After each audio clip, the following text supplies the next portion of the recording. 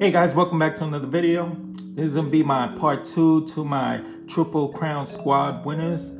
I got 2 recent packages in the mail, which I'm excited to unveil with you guys. I know who they are based on their tracking number, so I'm excited to rip these open. But first, I'm gonna handle some retraction based on my last video. First, I must just say, my last video, it was short and to the point, and some people wondered what happened. Like, they're used to me getting into it a little bit, doing some fun facts, having fun with the video. I'm just gonna say that, like, my last week I was dealing with some personal issues, nothing too crazy, but it just had me off kilter. And I used this video as like a form of distraction to get my mind off of things. And I guess it showed because I just made the video short, quick, and it was like I didn't even put info into it. A lot of comments were like based on questions about how I was going with this series. So I'm gonna answer that right now. First and foremost, I shot this video at like midnight. And another thing that showed was I misinformed this guy in particular, Chuck Klein. This is a 1934 Gaudi. It clearly states it on the top. In the video, I stated this was a 1933 Gaudi. So that was a slip up on me. The Card Closet, he commented and like checked me, and it was like a wake-up call. Like, I shouldn't be making videos if I'm not in the mood or if I'm just gonna half-ass it. So he also corrected me and said, listen, you said Philadelphia A's, and I know he's a National Leaguer. He's a Philadelphia Philly. So that was retraction number 2. And then he pointed out a few fun facts that I usually do. And it's true. This guy won a Triple Crown on what was not even his best year. 1930 was his best year. And in 1930, if you compare his stats, he had a 386 average, 170 RBIs with 40 home runs. That was an epic year for him. But he was beat out with average by Bill Terry from the Giants with a 401 average, and Hack Wilson clubbed him to death with stats on 190 RBIs with 56 home runs. He couldn't even touch any of the top 3 stats with those 2 guys putting up what they did that year. But in 1933, he goes out and has a lesser year with the stats he puts up, and that's the year he wins a Triple Crown. It goes to show that sometimes baseball is funny that way. So that's something that I just, you know, I gotta apologize if you guys are used to me having a little fun, bringing some fun facts. So it's something that I'm realizing I gotta like be a little bit more consistent with. But as far as the other cards I had, people were asking me how am I going about this this series. Am I picking up cards of the years that they won the Triple Crown? And the answer is no. Sometimes I'm going about it by picking up their iconic rookie card or something. Like in this one, this is a nice rookie card of Shane Bieber, 2018. He won the Triple Crown in 2020. This one was Serendipity, where in 85 he won the Triple Crown, and this is 85 card. This one obviously was his rookie card, but he won it in 2011, that Triple Crown. So this is more about the rookie card. Now with the later years, vintage and pre-war, I'm just gonna be happy to pick up whatever I could find. If the card calls to me, if it speaks to me, if it's a rookie card, if I just like the card, or if it's affordable, because some cards may be like way over budget and I just can't do it. So with like this Joe Ducky Medwick, I went raw because I just wanted to pick up a nice card of his, and this is uncreased.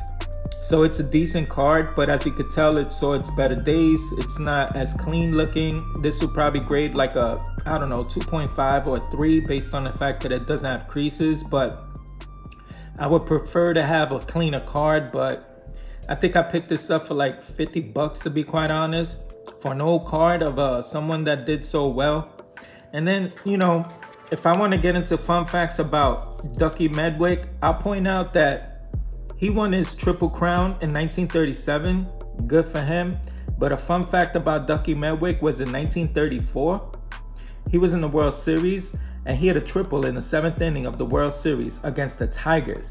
But in sliding into third base, he slid into Marv Owen real hard. Sort of like Pete Rose, the way he slid into or did the collision at home plate with the All-Star game.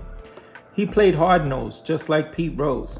And the Tigers fans were so pissed off that they pelted him with fruits and vegetables. And he's the only player that had to be taken out of the game, not because of his rough play, but because his safety.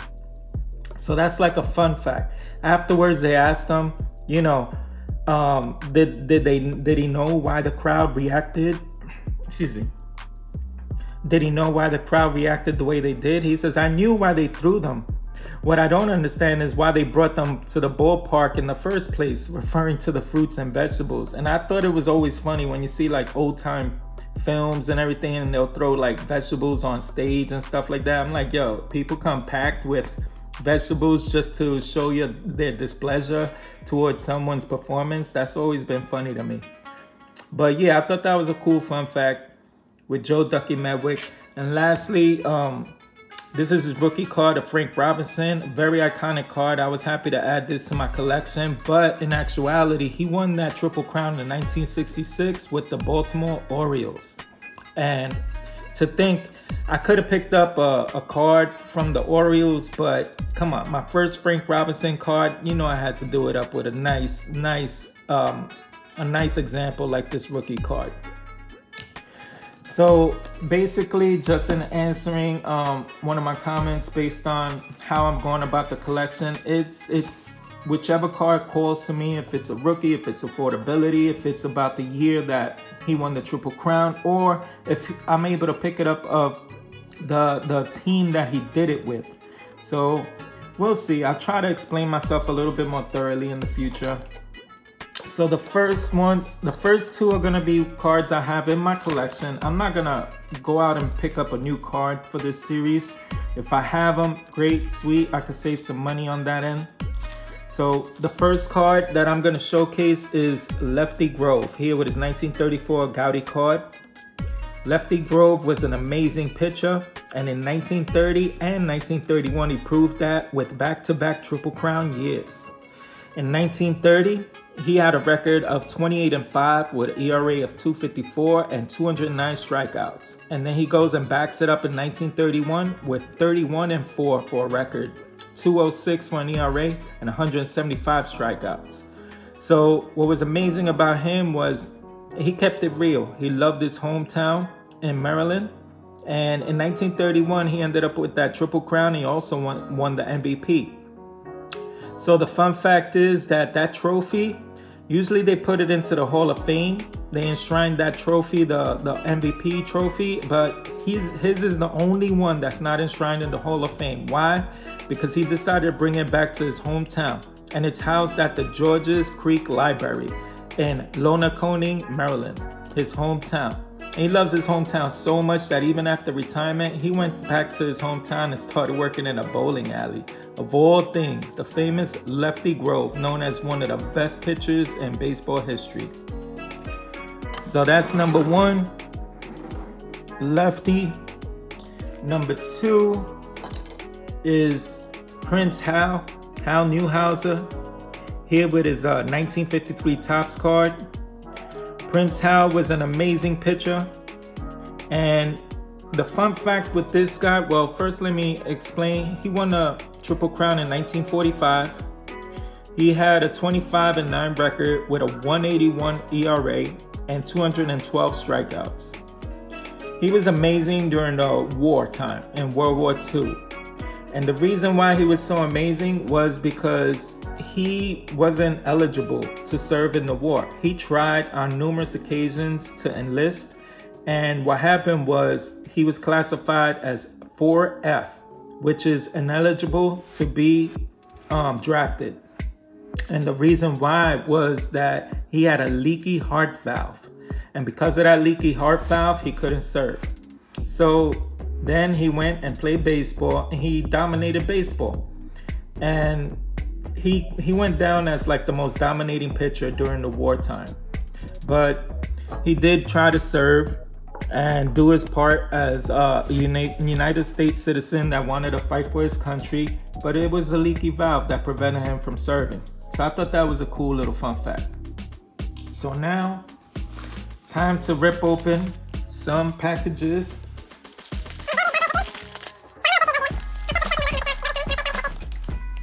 So this one is my first card I'm gonna showcase. It's Roger Clemens here in his Toronto uni. He was so dominating in those years with Toronto. Let me take this out of here and inspect this card, because this is a brilliant, brilliant looking card. It's a hologram SPX card, and I love how Pepino Man would say it. It's so shiny. This card is brilliant. I love this card so much. I mean, I could have went like with a rookie card of his and whatnot, but then I felt like, you know what, with Toronto, let me see what I find in his Toronto uniform. And I found this one. I was like, that's the one. I love this card right here. So brilliant. Let me put this in a one touch and preserve this thing. Okay, that's looking good now. All right, so getting into the Rocket Roger Clemens. The Rocket Roger Clemens, he won the Triple Crown in 1997 and 98. In 1997, he went out and, damn, it's giving my reflection here. Let me see if I can, all right, that looks a little bit better. In 1997, he had a 21-7 record with a 2.05 ERA and 292 strikeouts. And then in 1998, he backed it up with a 20-6 record, 2.65 ERA, and 271 strikeouts. The man was simply amazing. What is there to say? The Red Sox gave up on him, and then he went out in Toronto and dominated once again. But somewhere it's proven that he dominated was because he had the aid of the juice. And that's the reason why he's not in the Hall of Fame. So kids, remember, don't do drugs, because drugs will ruin your legacy on life, as it did with Roger Clemens. He's hoping that they put him in the Hall of Fame at some point, and he kind of like does based on his stats. He deserves to be in there, but when it's aided by juice, you know, some may say he really doesn't. So we'll see how the future speaks for him. And the last pickup. Wow, this is how they send me this card, wrapped in a newspaper, just taking a newspaper out of the bird cage and shipping it out to me. I cannot believe this. I cannot believe you pay $4 for shipping and handling, and in this case it's $4 for shipping and mishandling. And then to add to that, they put it on a top loader that just barely fits. Wow, I gotta get this out of here. This is pissing me off right now.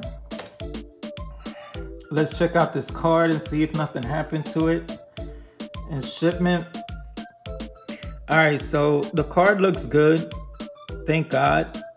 I love this card because it had no creases and the centering is pretty good. I like it. And also it doesn't have any like print spots on the yellow, which to me is like a big deal. So overall, the corners are fair. They're like, I see this card grading like a 4, I don't know, maybe a 4.5. I don't have a loop or anything. Let's check out the last thing. Whenever I buy a raw card, I usually pick out a card of the same size and I put them side by side to see if I check for trimming. So in this case, it looks like everything is even. It doesn't look trimmed. Yeah, we're looking good. All the edges add up. This looks like a good buy right here. So basically, I'm very happy with everything except for the shipment, but I'm not gonna continue to complain about this one. I'll one-star this guy on my free time. Let me see if I find a top loader for this thing. All right, so let's get into Bob Feller. The heater from Van Meter, Bullet Bob. So Bob Feller in 1940 went out and won the Triple Crown Award. He had a record of 27-11. He had an ERA of 2.61 with 261 strikeouts. Bob Feller was amazing. One of the best pitchers of his era. Now, one of the fun facts about him was in 1938, on October 2nd, one day before my birthday, he went up against the Tigers. And there was a buzz in the stadium. Why? Because Hank Greenberg had 58 home runs, and he was looking to see if he could tie Babe Ruth's record or even surpass it in this game. So everybody was out and about, checking out the game, rooting for Hank Greenberg. But on the mound was this man, Bob Feller. So then Bob Feller is dominating. He has 16 strikeouts within the first 8 innings. So he's into the 9th inning, and he proceeded to strike out Pete Fox to tie the record of 17 strikeouts. So the stadium at this point is buzzing that he just tied the record. And then right after that, he strikes out Chet Labes to earn the new MLB record in strikeouts with 18. All while taking a loss. He couldn't even rejoice in victory. They lost 4-1. But he walked away with the major league record of 18 strikeouts that day. So when at first they went in with the buzz talking about Hank Greenberg, they left buzzing even louder about Bob Feller winning the MLB strikeout record with 18. So I thought that was cool about Bob Feller and his accomplishments. That was in 1938, and in 1940 he won the Triple Crown. So it's time to check off some names off this list. Roger Clemens, Hal Newhouser, Bob Feller, and Lefty Grove. So this is the updated list. I'm gonna continue to check off some names over time. Take this journey with you guys. It might actually take a couple years because some of those names are so big. It might take a little while for me to get these cards and get cards that I love. But until then, I hope you guys stay safe. And happy hunting when it comes to cards, and be blessed, guys. See you on the next one.